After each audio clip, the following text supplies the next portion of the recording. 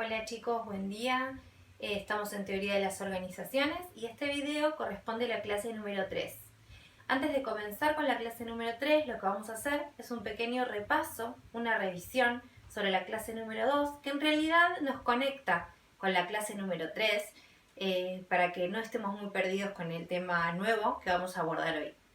En la clase número 2, como hemos visto la semana pasada, el tema que trabajamos fue la clasificación de las organizaciones. Y resumidamente lo que vimos fueron 7 grandes grupos de clasificación. Ahí vimos que hay organizaciones que tienen fines económicos y a ellas las llamamos organizaciones con fines de lucro, y otras que tienen fines sociales y a ellas las llamamos organizaciones sin fines de lucro. También vimos que hay organizaciones que son creadas por el Estado y a ellas las llamamos públicas, otras que son creadas por particulares o por sociedades y a esas las llamamos privadas. Por otro lado, vimos organizaciones que son creadas por un fin determinado y se disuelven rápidamente, como lo son las organizaciones transitorias, pero vimos que hay otras que son permanentes, otras legales, otras ilegales, y finalmente hablamos de organizaciones abiertas y cerradas. Cuando tocamos ese punto yo les aclaré que las organizaciones cerradas aún no existen, que aún no las conocemos. ¿Y por qué dije eso y hice tanto énfasis en ese tema en particular? Porque justamente ese es el tema que nos conecta con nuestra clase número 3. Nuestra clase número 3 habla de las organizaciones y el ambiente. ¿Qué queremos decir con esto?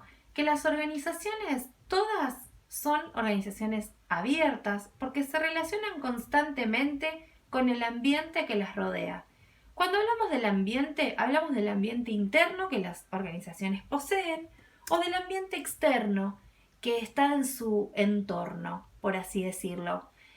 ¿De qué hablamos cuando hablamos del ambiente interno? Hablamos del ambiente que corresponde a todos los componentes de la organización.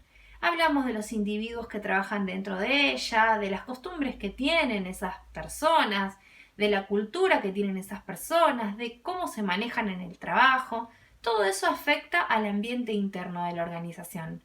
Pero por otro lado, las organizaciones se ven afectadas por el contexto, por todo aquello externo que las rodea.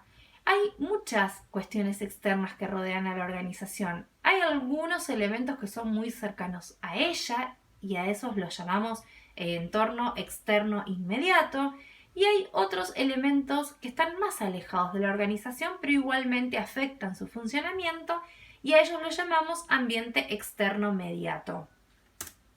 Cuando hablamos del ambiente interno, como les dije antes, hablamos de los individuos que la componen, de la cultura que compone esa organización. Y miren este ejemplo. Esta empresa McDonald's, que ya todos conocen, tiene una cultura organizacional muy especial. ¿Qué quiero decir con esto?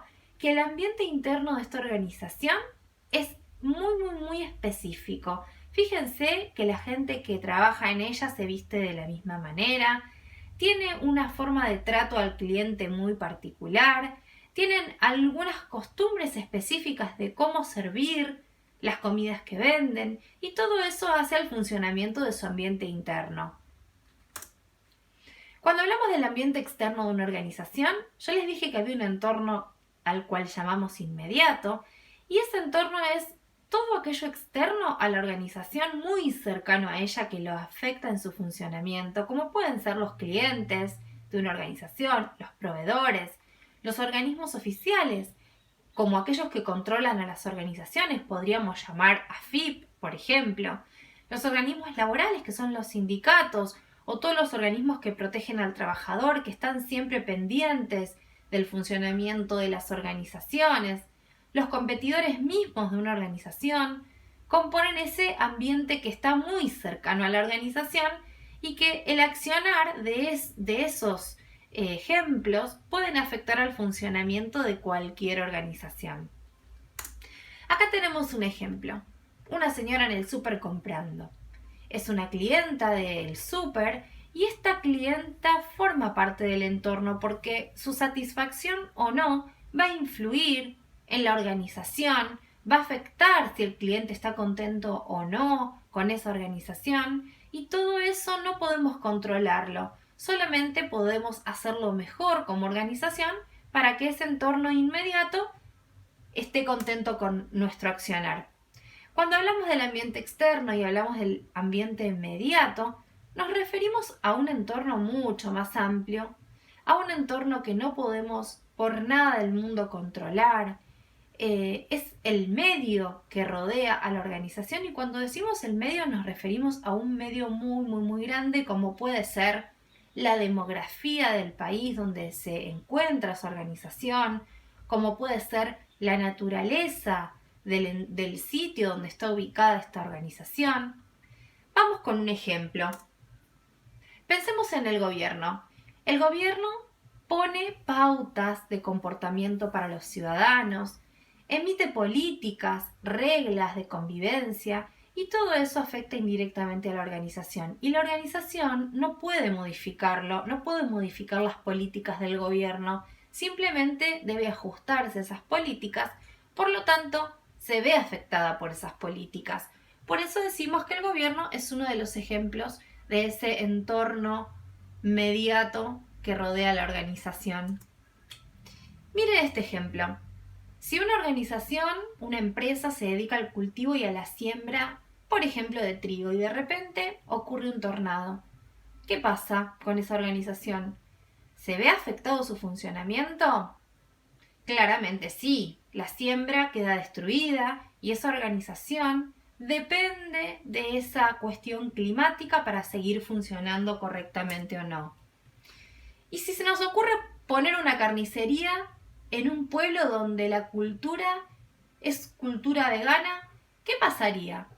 Este entorno, este contexto que rodea nuestra organización, ¿afecta el funcionamiento de la misma?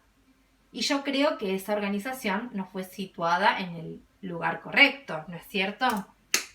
Resumiendo, el ambiente que rodea a todas las organizaciones, ya sea interno o externo, cercano o más lejano, afecta indefectiblemente en el funcionamiento de las mismas.